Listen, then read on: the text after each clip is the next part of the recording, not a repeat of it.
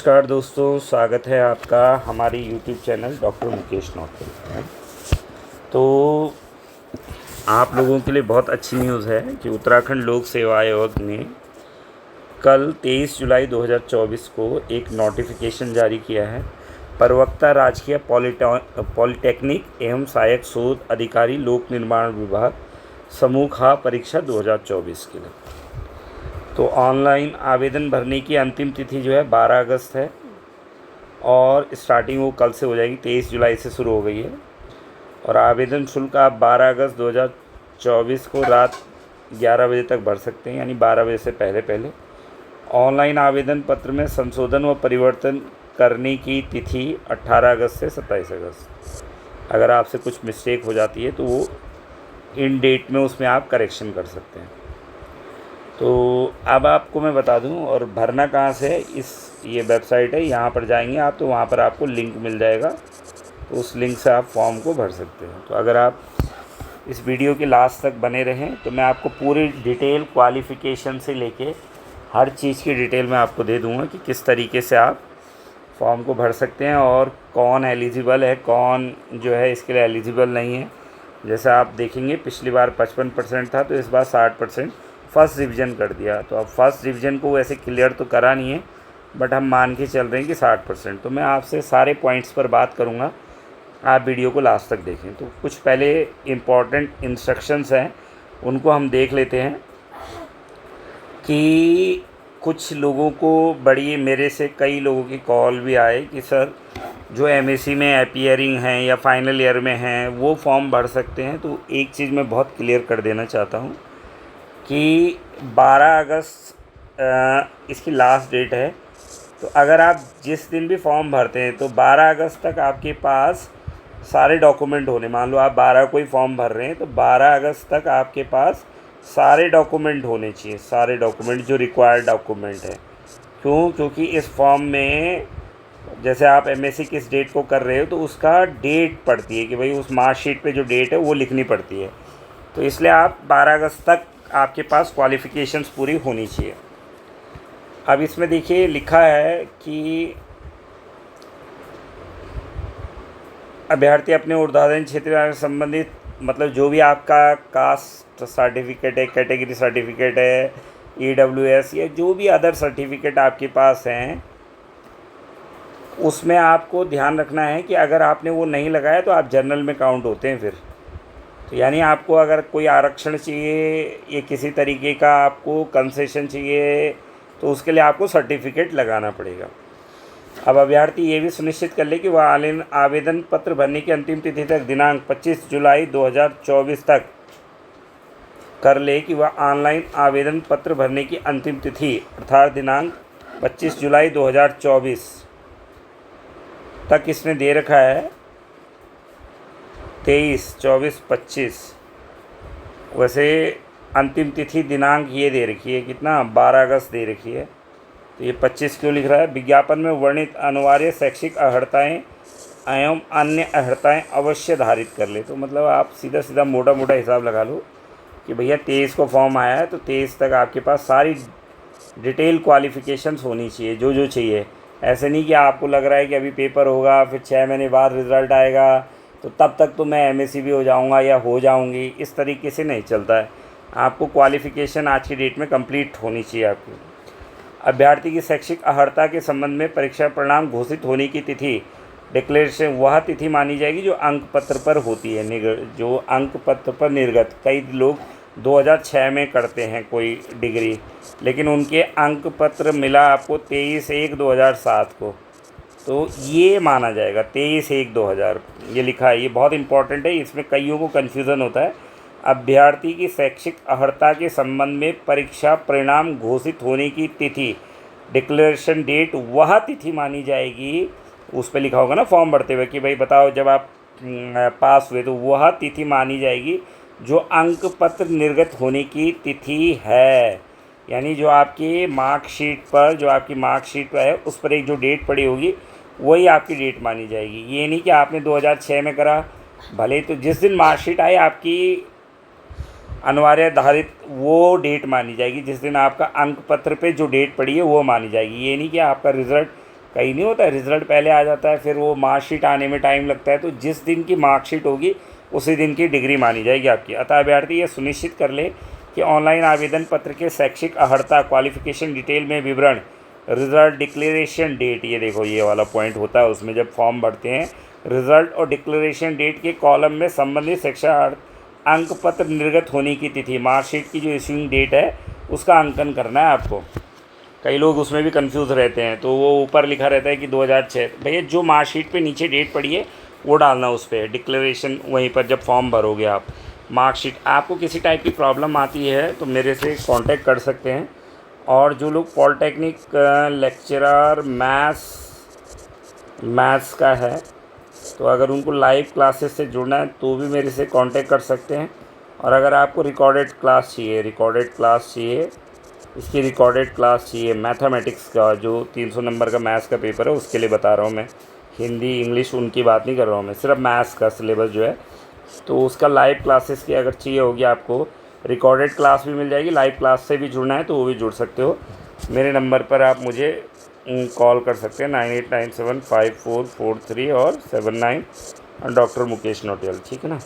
इस पर आप मुझे कॉल करेंगे तो मैं आपको डिटेल में बता दूँगा। अब आगे देखते हैं। अब ये भी ध्यान रखना है कि भाई भरने से पहले तुम्हारे पास सारी डिग्रियाँ हैं कि नहीं है, ये सब अपना समझ लेना कि मैं क्वालिफ़िकेशन में जो भी अर्हताएँ हैं उनको पूरा करता हूँ कि नहीं करता हूँ। नहीं होगा तो निरस्त हो जाएगा, सीधी सी बात है। फर्जी प्रमाण पत्र ऐसे मत दे देना इधर उधर से बना के। 5 वर्षों के लिए आपको डिबार किया जा सकता है और आप पे केस चलेगा। अंतिम तिथि की प्रतीक्षा ना करें, पहले ही भर लो, तब लास्ट दिन वो हैक वो क्या हो जाता है, साइट बिजी हो जाती है। UPI से वो तो आप लोगों ने भरा ही होगा, सीधा गूगल पे से अपनी फ़ीस पेमेंट कर देना। अच्छा, ये चीज़ बहुत इंपॉर्टेंट है। ऑनलाइन आवेदन की अंतिम तिथि तक आवेदन प्रक्रिया पूर्ण होने के पश्चात ऑनलाइन आवेदन में अभ्यर्थियों द्वारा की गई प्रविष्टि, संशोधन, एडिट, करेक्शन किए जाने तो केवल एक बार पुनः लिंक खोला जाएगा, तो उसमें आप अपना करेक्शन कर सकते हो। अब उसमें भी ध्यान रखना क्या क्या करेक्शन नहीं होता। अभ्यर्थी आवेदन पत्र समय सावधानी पूर्वक भरें। ऑनलाइन आवेदन की प्रविष्टियों के अंतर्गत अभ्यर्थियों के नाम, जन्म तिथि, श्रेणी, उपश्रेणी, लिंग आदि में संशोधन हेतु अंतिम तिथि के उपरांत मात्र एक बार अवसर प्रदान किया जाएगा। ये चीज़ें करेक्ट कर सकते हो आप। ये जो दे रखे हैं इन्हीं में करेक्शन होगा। अभ्यर्थी को सचेत किया जाए भविष्य में किसी भी दशा में अभ्यर्थी द्वारा उनके हाल में किसी भी प्रश्नित दावे को संशोधित या परिवर्तित नहीं किया जाता, ठीक है। अब आपको पता ही है कि इसमें कितने पेपर होने हैं। एक इंग्लिश का होना है, ये इनके लिए बता रहा हूँ मैं, किसके लिए, फिजिक्स, केमिस्ट्री, मैथ्स जो अप्लाइड वाले हैं ना। इंजीनियरिंग वालों के लिए तो होना नहीं है वो, क्या, ये इंग्लिश का पेपर, तो पर इनके लिए होना है। इंग्लिश होगा, इंग्लिश का पेपर होगा, हिंदी का पेपर होगा 100 मार्क्स का, और रेस्पेक्टिव सब्जेक्ट का होगा जो आपका सब्जेक्ट है।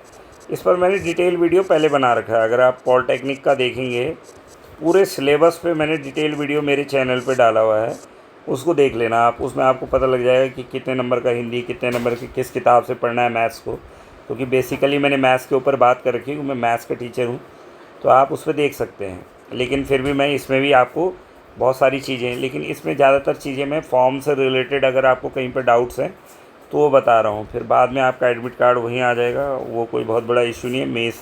मैसेज भी आता रहता है आपकी मेल पे कि भैया अपना एडमिट कार्ड डाउनलोड कर लीजिए। साक्षात्कार भी होगा, पता है आपको, 50 नंबर का इंटरव्यू भी होने वाला है। और एक चीज़ और ध्यान रखना पड़ता है कि इसमें कैटेगरी वाइज क्वालिफ़िकेशंस के मिनिमम मार्क्स होते हैं, तो वो भी ध्यान देना। वो नीचे मेंशन होंगे कि भाई किस कैटेगरी को कितने मार्क्स पर कौन क्वालिफाइड होगा, तो उतने नंबर लाने ज़रूरी हैं। जैसे 100 में से मान लो 40 नंबर हैं OBC या SC ST के लिए, उनके लिए शायद 35 हैं, और 45 कुछ ऐसा है जनरल के लिए। ये जनरल के लिए 40 है शायद, और उनके लिए 35 और उनके लिए 30-25 है, ये मैं श्योर नहीं हूँ, नीचे देख लेंगे। तो उतने नंबर लाने आपको ज़रूरी हैं इंडिविजुअल। जैसे हिंदी में अलग पास होना, इंग्लिश में अलग, फिर अपना जो रेस्पेक्टिव सब्जेक्ट है आपका उसमें भी अलग से है,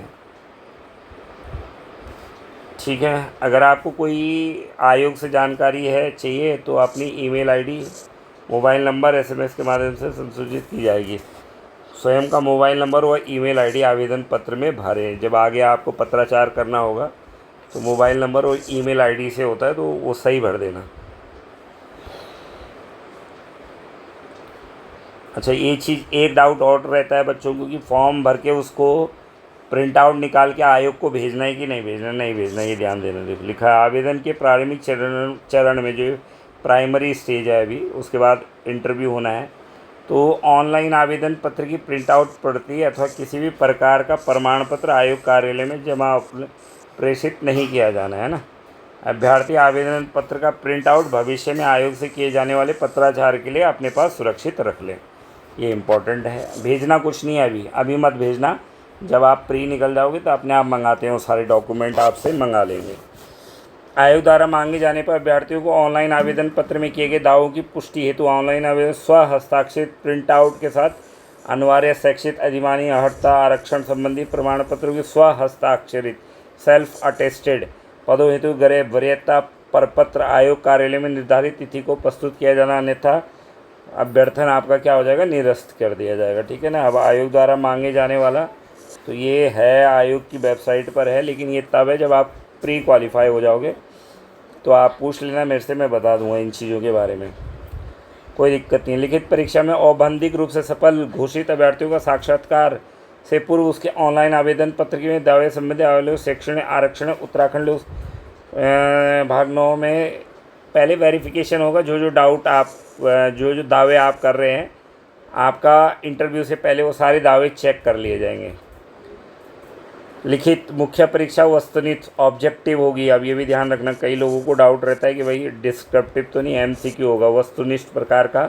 और साक्षात्कार परीक्षा हेतु न्यूनतम अंकों के प्रतिशत का उल्लेख परिशिष्ट 3 में किया गया। नीचे मिलेगा आपको परिशिष्ट। अभ्यर्थियों को उनके दावे आरक्षण, हाँ ये बहुत इंपॉर्टेंट है, न्यूनतम आहारकारी, जो न्यूनतम मिनिमम क्वालिफाइंग अंक है वो लाने पड़ेंगे साहब आपको हैं। कई लोग सोचते हैं कि जो मिनिमम क्वालिफाइंग अंक डिसाइड हैं वो ज़रूर लाने हैं। अब ये भी कई लोगों का होगा कि भाई मेरा केमिस्ट्री से भी है, मेरा फिजिक्स से भी है, तो अभ्यर्थी विज्ञापित पदों के सापेक्ष धारित शैक्षिक अर्हता के साथ एक या एक से अधिक विषयों के लिए आवेदन कर सकते हो। मान लो आपने एमए इंग्लिश भी कर रखा है और एमएससी मैथ्स भी हो आप, तो मान लो आपने कहा मैं मैथ्स का भी भरता हूँ और प्रोफेशनल कम्युनिकेशन वाला भी भर देता हूँ, तो तब क्या करना है, कर सकते हो। एक से अधिक पदों तो आवेदन किए जाने में अपने ऑनलाइन आवेदन पत्र में संबंधित विषयों के पदों का चयन किया जाना आवश्यक है। एक से अधिक पदों में आवेदन किए जाने के अभ्यर्थी प्रत्येक आवेदन के सापेक्ष पृथक आवेदन शुल्क जमा किया जाना है। दोनों के लिए अलग अलग होगा। ऐसा मत कर देना कि एक ही शुल्क में दोनों डाल दिए, ऐसा नहीं होगा। मैंने कह दिया लिखित परीक्षा ऑब्जेक्टिव होगी, किस तरीके की होगी, नीचे वो मैंने बता दिया। जो 40% से अधिक दिव्यांग होते हैं उनको लिखने के लिए व्यवस्था होती है। अगर मान लो 40% से ज़्यादा आपकी विकलांगता है तो श्रुत लेखक धारित दिव्यांग श्रुत लेखक सुविधा प्रदान किए जाने संबंधी मार्गदर्शिका नीचे लगा है। तो अगर आपको चाहिए होगा तो वहाँ से मिल जाता है वो लिखाने के लिए आपके पास, उसका नीचे फॉर्मेट है। अनुभव, अगर आपका एक्सपीरियंस है तो उसको परिशिष्ट 8 में दे रखा है, ये ध्यान रखना। दिव्यांगता का परिशिष्ट 6 में, नीचे दिखाऊंगा मैं अभी। परिशिष्ट 9 है आपका ये CGPA, CDPA, SGPA, जिनके हम नंबर ग्रेडिंग सिस्टम में आते हैं, वो परिशिष्ट 9 है। किए गए दावों की पुष्टि अभिलेख सत्यापन अभिलेख संलग्न किए जाए। चेकलिस्ट परिशिष्ट 10, चेकलिस्ट की क्या क्या देना है उस समय जब डॉक्यूमेंट वेरिफिकेशन होगा, वो परिशिष्ट 10 में आपके पास। लिखित मुख्य परीक्षा में औपबंधिक रूप से सफल घोषित अभ्यर्थियों से ही विज्ञापित पदों में ऑनलाइन प्रेफरेंस वरीयता पदवार लिंक खोलने संबंधी दैनिक समाचार वेबसाइट के माध्यम से प्रकाशित किया जाएगा। प्रिंट आउट की प्रति जरूर रख लें आप लोग, जो फॉर्म भर रहे हैं उसका प्रिंट आउट, मान लो जो घर से भी भरा रहा हो अपने सिस्टम तो रखे एक प्रिंट आउट भी निकाल के अलग रख लो। कभी कभी सिस्टम करप्ट हो जाता है, पेन ड्राइव में रख लो, पर प्रिंट आउट ज़रूर निकाल लो, पेन ड्राइव भी ख़राब हो सकती है, तो रख लेना चाहिए ताकि जब आयोग से आपको कन्वर्सेशन करना हो तो वो काम आता है उसमें। पदवार ऑनलाइन वरीयता ऑनलाइन भरने के पश्चात किसी प्रकार का संशोधन उसमें स्वीकार नहीं होगा। निःशक्ता दिव्यांगजन अभ्यर्थी अनारक्षित पद के सापेक्ष भी आवेदन कर सकते हैं। निःशक्ता से ग्रस्त दिव्यांगजन अभ्यर्थी अनारक्षित पद के सापेक्ष भी आदि भले उनके लिए कोई रिक्ति आरक्षित हो या न हो। यदि पद संगत श्रेणी में दिव्यांग के लिए चिन्हित किया गया है तो उक्त श्रेणी की निःशक्तग्रस्त ऐसे व्यक्ति की योग्यता सामान्य मानकों द्वारा ऐसे पदों चुने जाने के विचार किया जाएगा। परंतु दिव्यांगजन को सरकारी सेवा में प्रवेश के समय दिव्यांगता की श्रेणी भिन्न मतलब आप भर सकते हो अपनी कैटेगरी में तो जाओगे, अगर ज़्यादा ले आओगे तो दूसरे की कैटेगरी में भी जाओगे। अभ्यर्थियों को सचेत किया जाता है कि एक बार विज्ञापन को ढंग से पढ़ लें। कई लोग पढ़ते नहीं हैं बिल्कुल भी। पढ़ लेना चाहिए विज्ञापन, सारी चीज़ें लिखी रहती है उसमें।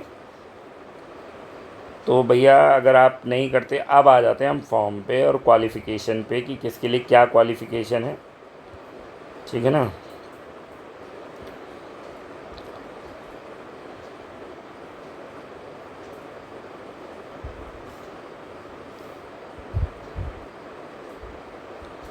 अब इसमें देखो, पहला है प्रवक्ता मैकेनिकल इंजीनियर, पद हैं 55 हैं और भैया ग्रेड पे बहुत ज़बरदस्त है इसका, 5400 ग्रेड पे की जॉब है। क्लियर है, तो आप लोगों के लिए अच्छा चांस है। राजपत्रित है, सबसे पहले अटेस्टेड पावर है आपके पास जो निकलेगा इसमें। राजपत्रित का मतलब होता है अटेस्टेड पावर मिल जाती है आपको। कई लोगों को कह रहे हैं कि अस्थायी। अस्थायी क्या होता है, कोई भी जॉब जब आपकी गवर्नमेंट जॉब लगती है तो पहले 2 साल आप अस्थायी होते हो। हाँ, 2 साल के बाद आपका स्थायीकरण होता है। ये नहीं कि पहले दिन ही आपको स्थायी जॉब मिल जाएगी। और एनपीएस मिलेगा आपको, अंशदायी पेंशन है ना। एक ओपीएस है, ओल्ड पेंशन स्कीम, जिसमें कि मूल वेतन जिस दिन आप रिटायर होंगे उसका 50% प्लस डीए जो उस दिन होगा, इनको मिला के वो पेंशन मिलती थी। लेकिन अब एनपीएस मिलती है, नेशनल पेंशन स्कीम है। तो वो आप जब आप नौकरी में आओगे तो आपको पता लग जाएगा। और डिटेल चाहिए होगी तो मेरे को कांटेक्ट कर लेना।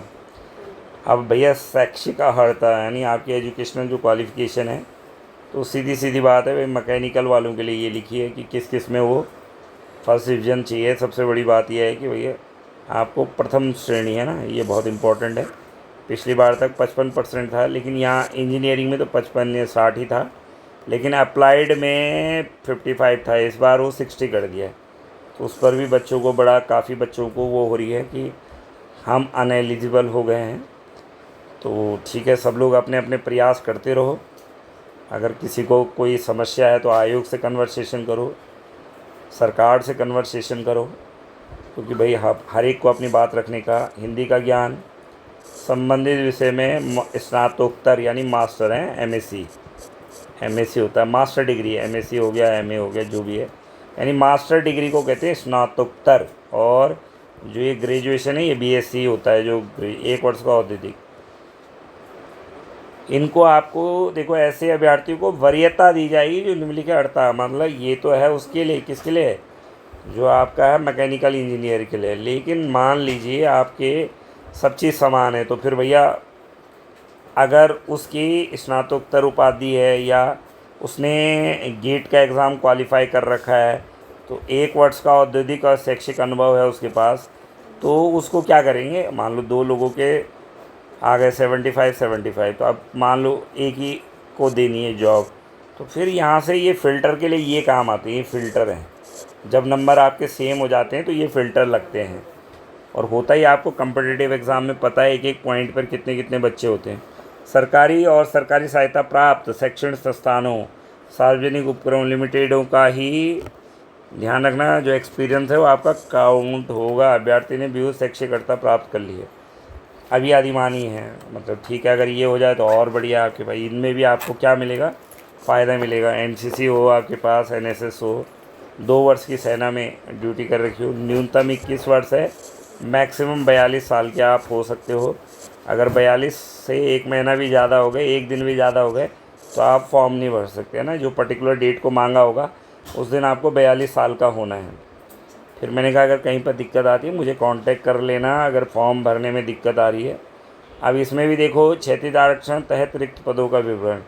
अब इसमें क्या होता है, कुल रिक्त पदों की संख्या 28, महिलाओं को 8 मिल गए, स्वतंत्रता सेनानी को 0 मिला, भूतपूर्व सैनिक को 1 मिल गया, 1 दिव्यांगजन को मिल गया, उन अनाथ बच्चों को 1 मिल गया और 1 कुशल खिलाड़ी को मिल गया। जैसा आपको पता है उत्तराखंड में अब खिलाड़ियों के लिए भी आरक्षण हो गया है, तो 1 पद उनके लिए भी है। अगर कोई बहुत नेशनल लेवल पे, ओलंपिक लेवल पे उसने कुछ लाया होगा। अब ये मैकेनिकल इंजीनियरिंग, अनुसूचित जाति के 12 पद हैं साहब हैं, अनुसूचित जनजाति 2, अन्य पिछड़ा के 7, आर्थिक 6। ये इनका डिवीज़न है कि महिला के लिए कितने हैं, पुरुष के लिए कितने हैं, तो ये देख लेना, ये कोई बहुत बड़ी चीज़ नहीं है। फिर आगे आप इलेक्ट्रिकल इंजीनियरिंग 57 पद हैं, फिर उसके लिए भी क्वालिफ़िकेशन है। ये क्वालिफ़िकेशन ऐसा है, मैंने बता दिया, अगर आपके नंबर सेम है तो ये देखा जाएगा, उसके बाद भी सेम रहते हो तो फिर ये देखा जाता है, ठीक है ना। यानी ये आपको एडवांटेज देने के लिए, आदिमानी मतलब आपको एडवांटेज मिलेगा इनसे। फिर आप आ जाइए इलेक्ट्रिकल, सेम है, क्राइटेरिया सबका सेम ही है।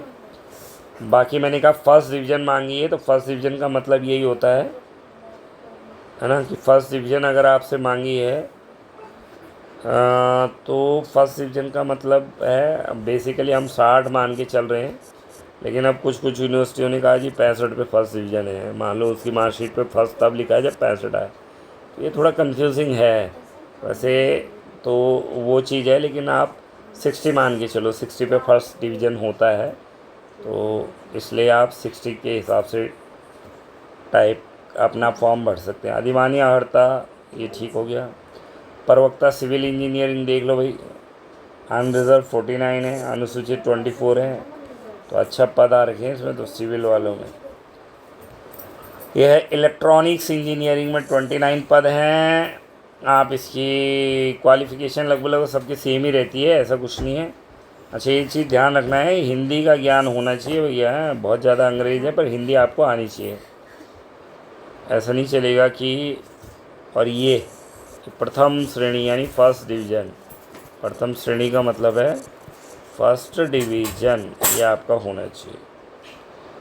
अधिमानी ये मैंने बता दिया। अब आ जाओ प्रवक्ता इलेक्ट्रॉनिक्स इंजीनियरिंग, इलेक्ट्रॉनिक्स संचारण। अब है ये सब हैं, अलग अलग हैं, इंजीनियरिंग के ब्रांच हैं, सबके लिए होगा। जितनी ब्रांचें चलती है पॉलिटेक्निक में सबके पद आ रखे। कंप्यूटर साइंस हो गया, सबके लिए क्वालिफ़िकेशन मैंने बता दिए हैं। अब आ जाओ आप मैकेनिकल हो गया, ऑटोमोबाइल हो गया, ऑटोमोबाइल इंजीनियरिंग, केमिकल इंजीनियरिंग,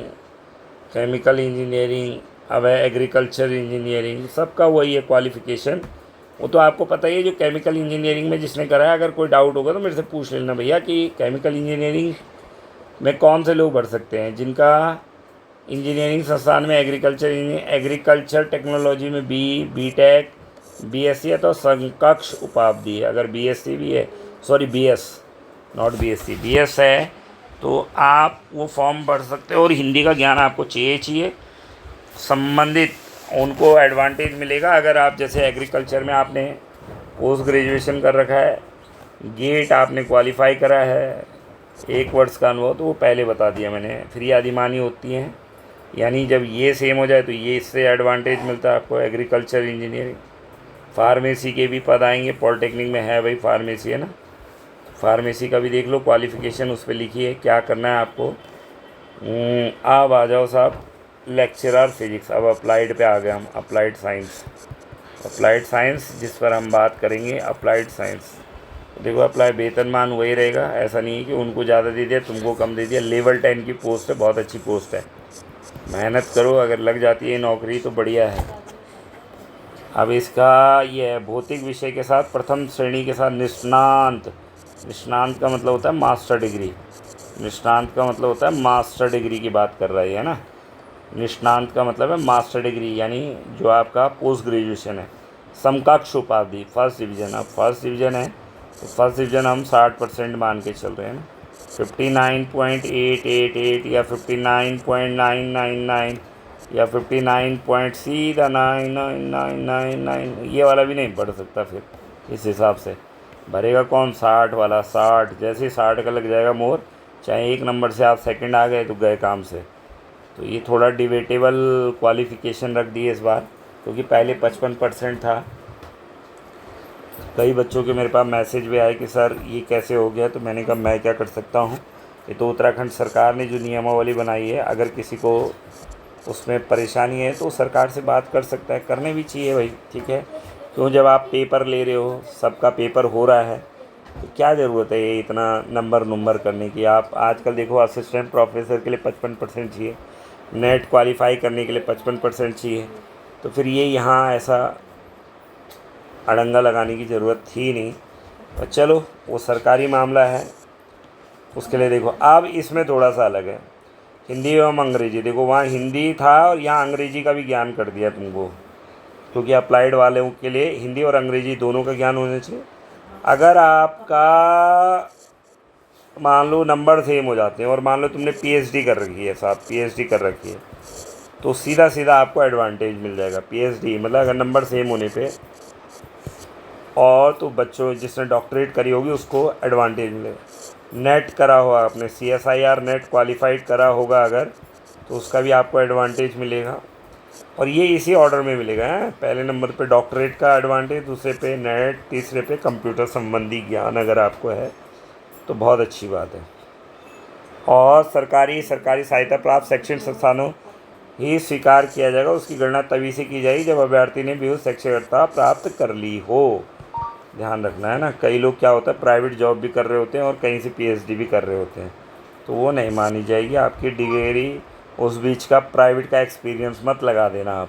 कई लोग क्या करते हैं वो एक्सपीरियंस भी लगा देते हैं पीएचडी। भाई पीएचडी हो गया, ये डिग्रियाँ हो गई, रेगुलर मिलती है, तो अगर आपने वैसे लिया है तो फिर वो एक्सपीरियंस काउंट नहीं होगा, एक ही चीज़ काउंट होगा। इसमें भी जो एडिशनल क्वालिफ़िकेशन है, अगर आपने पारदेशिक सेना में 2 वर्ष की न्यूनतम अवधि सेवा की है, राष्ट्रीय कैडेट कोर का आपके पास B सर्टिफिकेट है, C सर्टिफिकेट है, तो आपको इन सब चीज़ों के समान होने पर ये चीज़ आपको एक्स्ट्रा बेनिफिट दिलवाएगी। फिर ये इसका क्राइटेरिया है, प्रवक्ता भौतिक की जो पद है उनका वो कर रखा है कि किसके लिए। देखो 41 पद है ना, उनको बांटा हुआ रहता है। कई लोगों को डाउट रहता है कि कितने पद हैं, तो जो किसी कैटेगरी में अनरिजर्व पद है वो 20 है ना।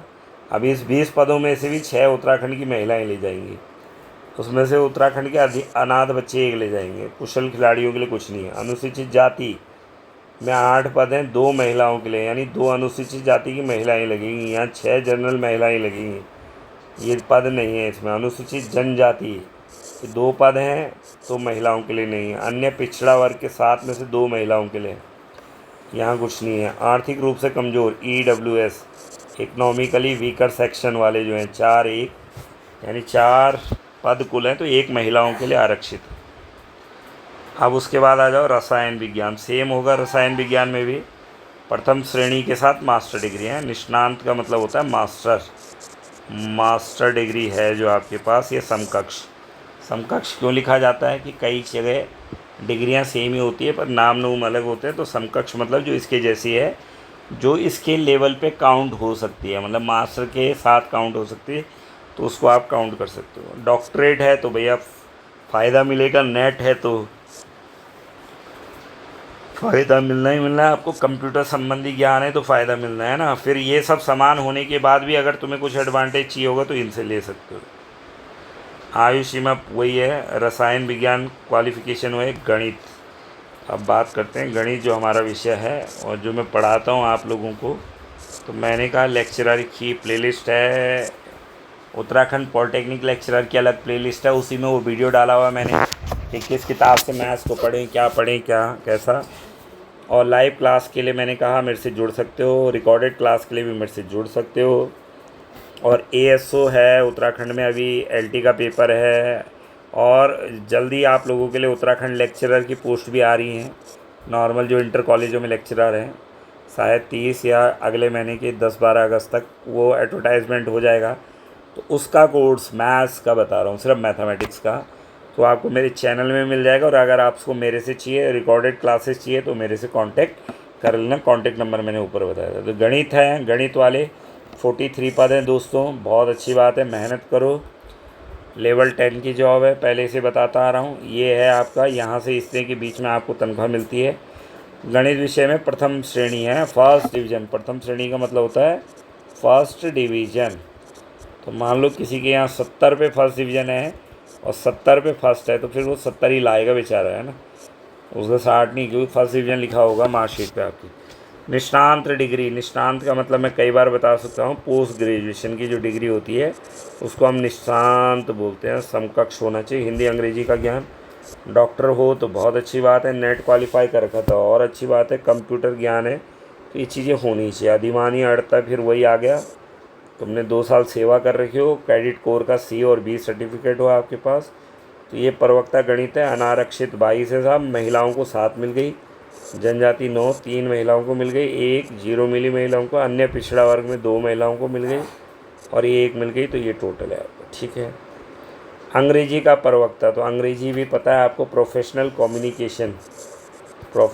कम्युनिकेशन चलता है इसमें, किसमें, बीटेक में और इसमें पॉलिटेक्निक में, तो उसके लिए तो क्वालिफ़िकेशन लगभग वो सेम ही है, फर्स्ट डिवीज़न लाना है। इस क्वालिफ़िकेशन पे बहुत डिबेट चल रही है अभी, है ना, और इसको मुझे लग रहा है थोड़ा कंसिडर भी करना चाहिए, क्योंकि उत्तराखंड है, भौगोलिक परिस्थितियाँ अलग अलग हैं, और जब आप एग्ज़ाम ले रहे हो तो किसी की योग्यता का तो चेक वहीं से हो जाएगा एग्ज़ाम से, तो ये नंबर की वरीयता ज़्यादा नहीं लगानी चाहिए। तो संबंधित विषय में डॉक्टर ठीक है, आदिमानी हो गया। अब ये प्रवक्ता अंग्रेजी के पदों का विवरण है साहब। प्रवक्ता मॉडर्न साइन मैनेजमेंट, ये अलग है, इन चीज़ों के बारे में मैं ज़्यादा बात नहीं करूँगा क्योंकि ये हमारी फील्ड से रिलेटेड नहीं है। Office management, secretarial practice, office management है तो उसके लिए क्या क्वालिफ़िकेशन है, ये भी लेवल 10 की है भैया। भारत द्वारा विधि किसी मान्यता प्राप्त प्रथम श्रेणी के साथ B.Com कर रखा हो, BA गणित विशेष सहित BSc, है ना। भारत में विधि द्वारा स्थापित किसी भी मान्यता प्राप्त विश्वविद्यालय से प्रथम श्रेणी के साथ B.Com/BA गणित विषय सहित BSc, अगर BA है लेकिन उसमें आपका मैथ्स होना चाहिए, BSc में मैथ्स होना से स्टेनोग्राफी, सेक्रेटरियल प्रैक्टिस और 2 वर्ष प्रथम श्रेणी के साथ डिप्लोमा। भाई सब कुछ प्रथम ही है, सेकंड इनको कुछ चाहिए नहीं, सब फर्स्ट चाहिए इनको, है ना। बड़ा अजीब सा वो कर दिया इस बार, हर जगह फर्स्ट सेकंड वाले को नौकरी नहीं देंगे ये लोग, हैं तो फर्स्ट वाले को मिलेगी। फिर है प्रवक्ता modern office management, secretarial management, पदों का विवरण है। लोक निर्माण विभाग का भी दे रखा है, तो ये कुछ नहीं है, ये देख लेना आप लोग। अब आ जाते हैं हम लोग, ये कुछ चीज़ें हैं, ये जो वर्ड यूज़ करते हैं उनके बारे में भी लिखा है, और कौन कौन से शासनादेश से काम हो रहा है उन सब के बारे में लिखा है। राज्य पॉलिटिक्स कतिपय विषय के पदों में सहायक शोध अधिकारी का पद दिव्यांगजन श्रेणियों आरक्षित नहीं किए गए हैं, वे बता रहे हैं क्या है। अब आप लोगों के मन में ये प्रश्न आ रहा होगा कि सर मेरी आयु कब होनी चाहिए, तो देखो भाई साहब, आपकी आयु 1 जुलाई 2024 को काउंट होगी, यानी 1/7/2024 को आप कितने साल के, 21 वर्ष, और ज़्यादा से ज़्यादा 42 साल के होने चाहिए, मतलब 21 साल से कम के नहीं हो सकते। कहीं तुम 20 साल 11 महीने के हो गए तो तब नहीं, 21 का कंप्लीट हो जाना चाहिए, न्यूनतम आयु 21 वर्ष के हो जाने चाहिए, और 42 साल से ज़्यादा के भी नहीं होने चाहिए, है ना। कहीं 42 साल 1 महीने के भी हो गए तो वो आप निकाल लेना, जो भी आपकी डेट ऑफ बर्थ है वो इससे माइनस कर देना ना। अधिकतम आयु में छूट, तो वो आपको पता ही है, अनुसूचित जाति, अनुसूचित जनजाति, अन्य पिछड़ा वर्ग हेतु इस शासनादेश के तहत, शासनादेश मेंशन रहता है, देख सकते हो आप, शासन 5 वर्ष की छूट है, यानी 47 साल तक का बंदा भी भर सकता है इन कैटेगरी का, किसका, अनुसूचित जाति, अनुसूचित जनजाति और अन्य पिछड़ा वर्ग। जो OBC लोग हैं वो 47 साल तक भर सकते हैं, लेकिन जो जनरल कैटेगरी के लोग हैं वो सिर्फ 42 साल तक भर सकते हैं। स्वतंत्रता संग्राम सेनानी आश्रितों के लिए इतना शासनादेश के तहत 5 वर्ष की छूट है। दिव्यांगजन के लिए 5 वर्ष की छूट है। अब जो फौजी होते हैं उनके लिए क्या है भाई, कमीशन प्राप्त हुए जिन्होंने सेवा में कम से कम 5 वर्ष की सेवा, निर्धारित अधिकतम आयु सीमा से अधिकतम 5 वर्ष तक की छूट सेवा काल को आधार मानकर दी जाएगी। ये छूट उन सभी को अनुमन्य होगी जो 6 माह की अवधि में कार्यमुक्त होने वाले, पर अवधि में अनुमन्य नहीं होगी। जो कदाचार के कारण बर्खास्त हुआ हो, जो सेना में, अगर आप सीधे नॉर्मल तरीके से रिटायर हुए तो मिलेगा भाई, और अगर उल्टे पुल्टे काम करके आपको भगाया गया है तो तब नहीं मिलने वाली आपको कोई छूट वूट है। आरक्षण, तो आरक्षण आपको पता ही है, जो आपके आरक्षण है वो कैटेगराइज वाइज होते ही हैं। अनुसूचित जाति, जनजाति, अन्य पिछड़ा, आर्थिक रूप से कमज़ोर, पूर्व सैनिक, दिव्यांग, स्वतंत्रता संग्राम सेनानी के आश्रित, अनाथ बच्चे, महिला श्रेणी, उत्तराखंड के कुशल खिलाड़ी, ये बढ़िया है, नई कैटेगरी आई है, खिलाड़ी बनो और नौकरी पाओ।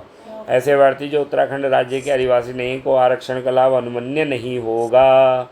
तो ये भी मैं बता दूं, क्योंकि ये समूह खा के पोसते तो इसे बाहर वाले भी भरेंगे, तो उनको आरक्षण का लाभ नहीं मिलता है। आरक्षण का लाभ सिर्फ उत्तराखंड के जो बच्चे हैं उनको मिलता है।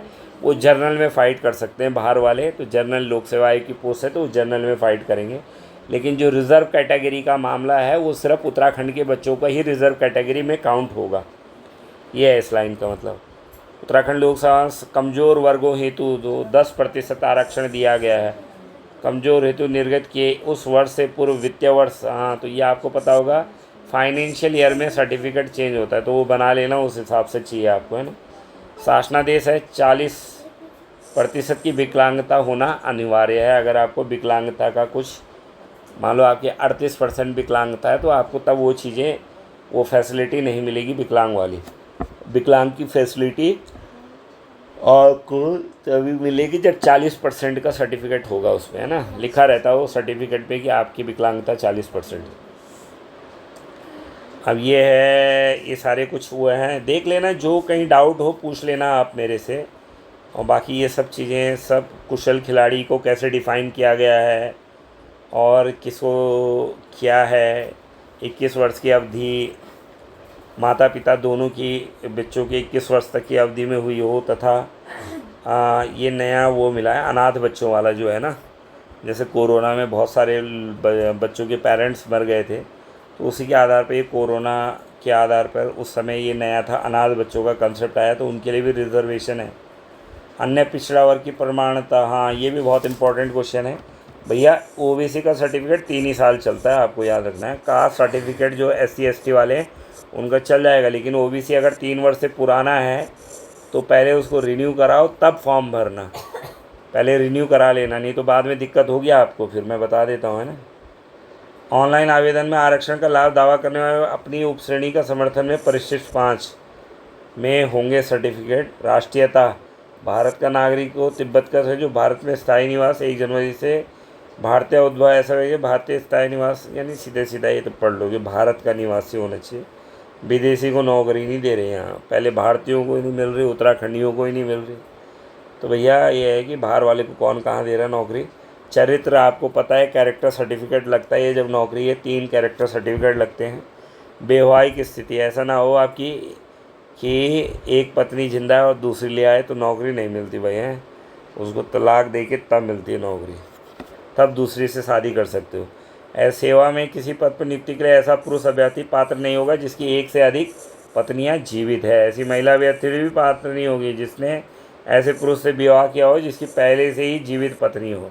तो मतलब कोई लेडीज़ है जिसने ऐसे से कर ली, जिसकी पहली पत्नी जीवित है, तलाक नहीं हुआ उसको, और शादी कर ली, तो उस महिला को भी नौकरी नहीं मिलेगी। परंतु राज्यपाल किसी व्यक्ति को इस नियम के परिवर्तन से छूट दे सकती है यदि उनका समाधान हो जाए, विशेष कारण विद्यमान होने चाहिए। तो राज्यपाल के पास पावर है, ऐसे केस में वो आपको छूट दे सकता है। शारीरिक स्वस्थता तो होनी चाहिए।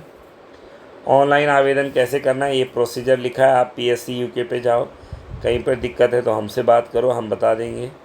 फॉर्म भरते वक्त अब शुल्क जो रिज़र्व नहीं है 150 रुपये, 23 रुपये प्रोसेसिंग, 172, अन्य पिछड़ा को भी इतना ही पड़ता है। उत्तराखंड अनुसूचित जनजाति को 60 रुपये पड़ता है साहब, 22, तो 82 रुपये 30 पैसा पड़ेगा। कमज़ोर वर्ग EWS इकोनॉमिकली वीकर सेक्शन को भी 172.30 पड़ेगा। दिव्यांग जन के लिए कोई शुल्क नहीं है। उत्तराखंड राज्य में अनाथ बच्चों के लिए भी कोई शुल्क नहीं है, तो ये अच्छी बात है, नहीं ले रही है सरकार शुल्क, लेकिन आप तैयारी करो। और ये फिर इसके कुछ नियम कानून दे रखे हैं, तो लगभग सारे नियम कानून मैंने आपसे डिस्कस कर लिए हैं। अगर आप लोगों को कोई पत्राचार करना है तो ये मेल ID लिखिए साहब, इन पे आप करें। अच्छा, बहुत इम्पॉर्टेंट है, अगर आप गवर्नमेंट सर्विस में पहले से हो तो NOC भर लें, NOC के लिए अप्लाई कर दें। NOC जल्दी आएगी नहीं, तो जब फॉर्म भरोगे तो उसमें लिखा रहता है कि आपने किस डेट को NOC के लिए अप्लाई किया, तो कम से कम फॉर्म भरने से पहले NOC के लिए आप लोग अप्लाई कर लें, ताकि वो डेट डाल सको आप फॉर्म में कि हाँ भाई मैंने इस डेट को NOC के लिए अप्लाई कर दिया है। क्योंकि NOC कई विभागों में तो शायद जल्दी मिल जाती है, पर जैसे मैं देखता हूँ शिक्षा विभाग में, तो उसमें प्रोसीजर में टाइम लगता है, तो वो लेट आती है, NOC बाद में आती है। तो आप तब तक जो अप्लाई किया है जिससे वो डेट डाल दो। लिखित परीक्षा उत्तराखंड के अल्मोड़ा, देहरादून, हरिद्वार, हल्द्वानी, श्रीनगर संख्या कम होने पर केवल हरिद्वार। अगर मान लो बहुत कम बच्चे हुए तो केवल हरिद्वार में होगी, नहीं तो ये तो हाँ ही अल्मोड़ा है, देहरादून है, हरिद्वार है, हल्द्वानी, श्रीनगर है। तो ये कुछ ऐसे सेंटर हैं जहाँ पर परीक्षा होगी। तो उन्होंने पहले ही मान लिया कि सेंटर तो कम कर दिए उन्होंने। गलत उत्तरों के लिए ऋणात्मक होता है, तो वो मैंने पहले भी बताया था। 1/4 अंक आपका क्या होता है, 1/4 कट जाता है। अधिक से उत्तर दिया, भले ही उत्तर ये छोड़ो, ये कुछ नहीं है।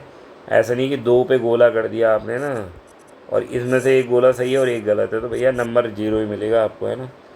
और सॉरी 1/4 कट भी जाएगा। कैलकुलेटर, ये सब चीज़ें कुछ नहीं है। सख्ती से प्रबंधन है। अभिलेख सत्यापन की सूची अलग से दी जाएगी। साक्षात्कार की आपको इन्फॉर्मेशन दे देंगे वो। ये सामान्य निर्देश है, कैसे फ़ोटो पहले से स्कैन करके रख लो। फ़ोटो अपलोड होती है, सब कुछ होती है। 40 का सर्टिफिकेट है। अगर कुछ फालतू काम किया तो डीबार भी हो जाओगे। सख्ती से प्रतिबंधित है। कदाचार के दोषी अभ्यर्थियों के विरुद्ध कार्य। परीक्षा भवन में आचरण कैसा होना चाहिए आपका। न्यूनतम आहर का अंक, ये बहुत इंपॉर्टेंट है भैया। न्यूनतम आहर्ता परिशिष्ट 3 में दे रखा है, किसके लिए कितना है तो अभी देख के बता देता हूँ मैं आपको। ये परिशिष्ट 1 है, जिसमें कौन कौन, देखो सामान्य हिंदी 100 नंबर का आएगा, 100 क्वेश्चन आएंगे। इस पर मैंने वीडियो बना रखा है पूरा डिटेल पे, आप देख ले मेरे चैनल में।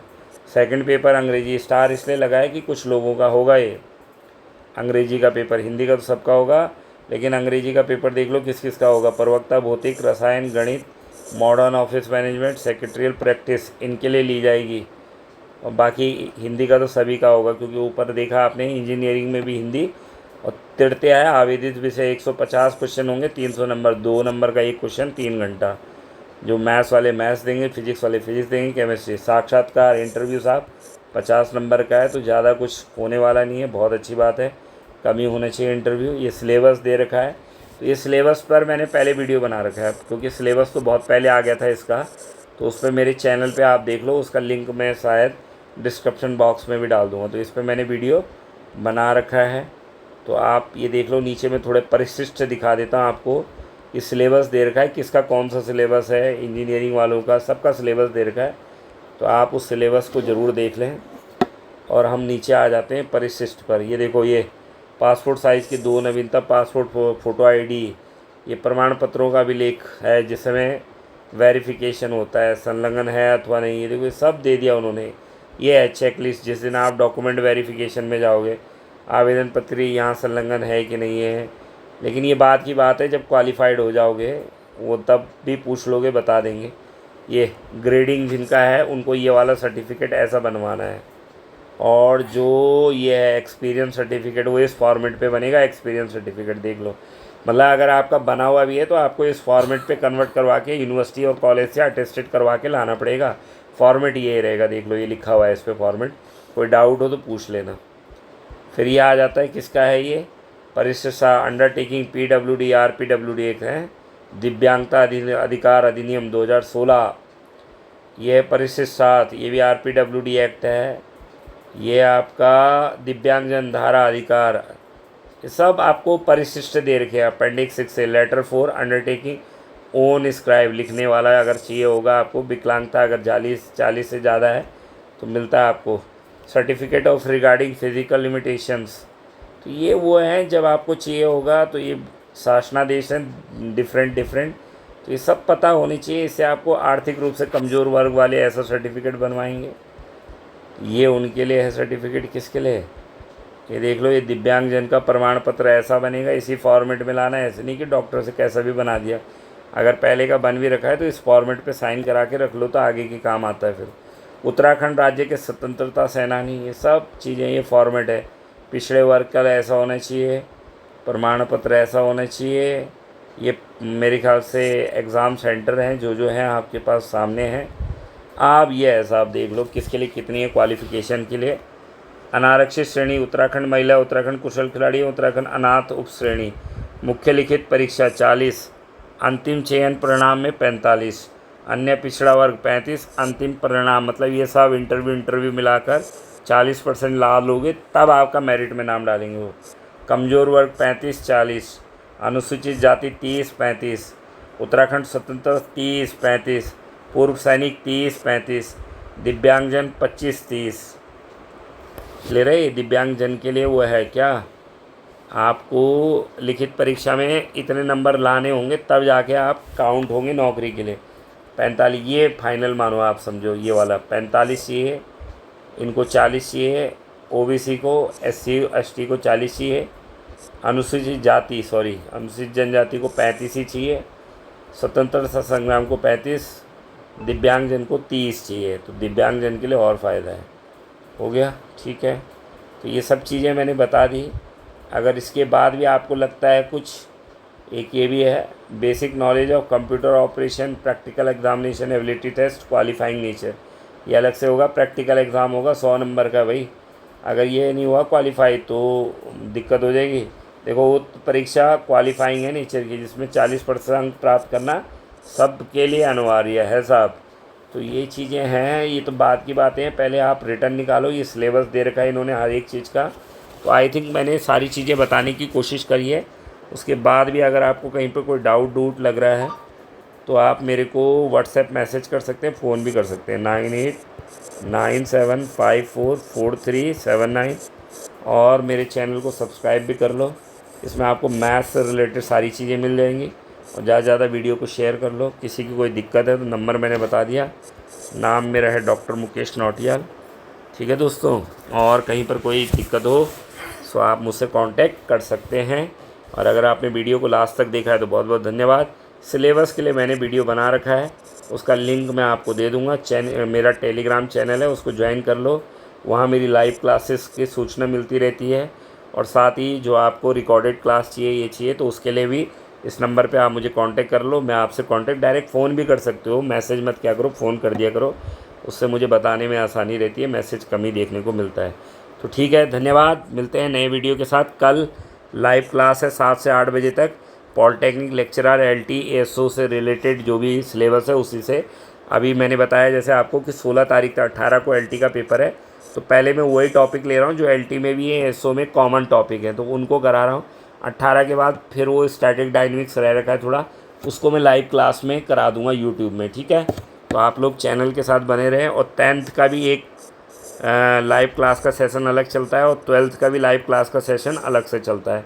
तो जिनके भाई बहन 10th में हो या जिनको 10th के कंसेप्ट क्लियर नहीं हो, उस क्लास को ज्वाइन करें।